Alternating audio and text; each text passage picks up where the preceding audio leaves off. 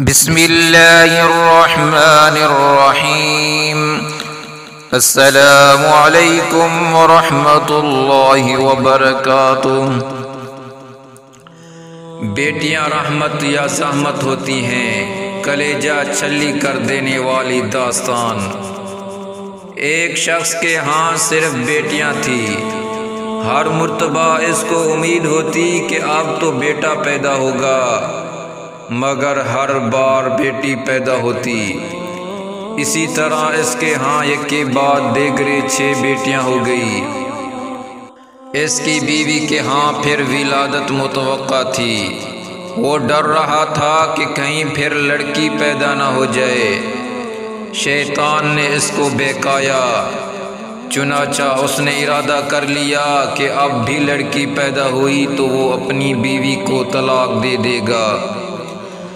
اس کی کچھ فہمی پر غور کریں، بھلا اس میں بیوی کا کیا قصور؟ رات کو سویا تو اس نے عجیب و غریب خواب دیکھا۔ اس نے دیکھا کہ قیامت برپا ہو چکی ہے۔ اس کے گناہ بہت زیادہ ہیں، جن کے سبب اس پر جہنم واجب ہو چکی ہے۔ لہذا فرشتوں نے اس کو پکڑا اور جہنم کی طرف لے گئے۔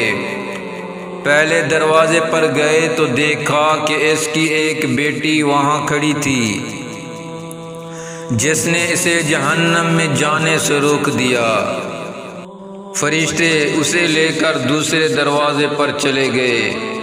وہاں اس کی دوسری بیٹی کھڑی تھی، جو اس کے لیے آڑ بن گئی۔ اب وہ تیسرے دروازے پر اسے لے گئے۔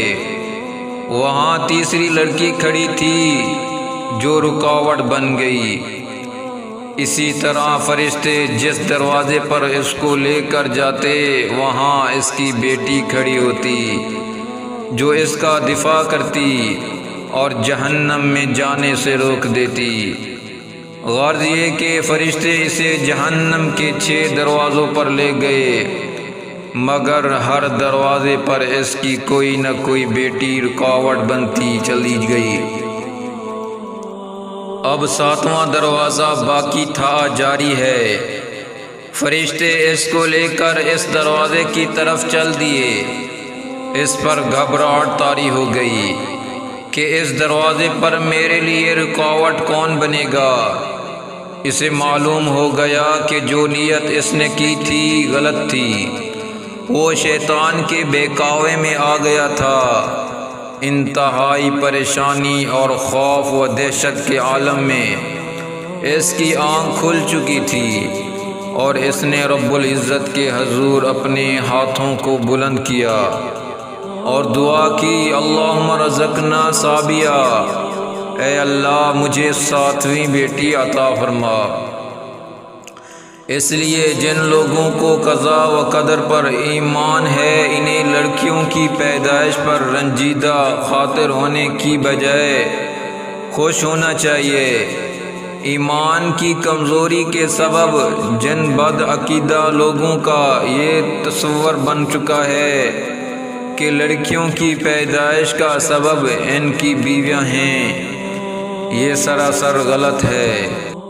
اس میں بیویوں کا یہ خود ان کا کوئی عمل دخل نہیں، بلکہ میاں بیوی تو صرف ایک ذریعہ ہے۔ پیدا کرنے والی ہستی تو صرف اللہ وحدہ لا شریک ہے۔ وہی جس کو چاہتا ہے لڑکا دیتا ہے، جس کو چاہتا ہے لڑکی دیتا ہے، جس کو چاہتا ہے لڑکے اور لڑکیاں ملا کر دیتا ہے، اور جس کو چاہتا ہے بانجھ بنا دیتا ہے۔ ایسی صورت میں ہر مسلمان پر واجب ہے اللہ تعالیٰ کی قضا و قدر پر راضی ہو۔ اللہ تعالیٰ نے سورۃ شروع میں ارشاد فرمایا ہے، لِلَّهِ مُلْكُ السَّمَاوَاتِ وَالْأَرْضِ يَخْلُقُ مَا يَشَاءُ يَهَبُ لِمَن يَشَاءُ إِنَاثًا وَيَهَبُ لِمَن يَشَاءُ الذُّكُورَ أَوْ يُزَوِّجُهُمْ ذُكْرَانًا وَإِنَاثًا وَيَجْعَلُ مَن يَشَاءُ عَقِيمًا إنه عليم قدير۔ ترجمہ: آسمانوں کی اور زمینوں کی سلطنت اللہ تعالیٰ ہی کے لیے ہے۔ وہ جو چاہتا ہے پیدا کرتا ہے، جس کو چاہتا ہے بیٹیاں دیتا ہے، اور جسے چاہتا ہے بیٹے دیتا ہے، یا پھر لڑکے اور لڑکیاں ملا جلا کر دیتا ہے، اور جسے چاہتا ہے بانجھ کر دیتا ہے۔